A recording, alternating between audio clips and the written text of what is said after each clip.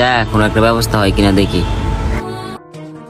বিশাল বিশাল, তোর ভাই তো অ্যাক্সিডেন্ট করছে, এক ব্যাগ রক্তের দরকার। কি করছ তুই? আমার ভাই অ্যাক্সিডেন্ট করছে, কি রক্ত লাগবে? এবি নেগেটিভ রক্তের খুব প্রয়োজন, তুই চালু করে আয় তুই। আচ্ছা আমার রক্ত তো এবি নেগেটিভ। আচ্ছা ভাই চল, তুই আমার সঙ্গে চল।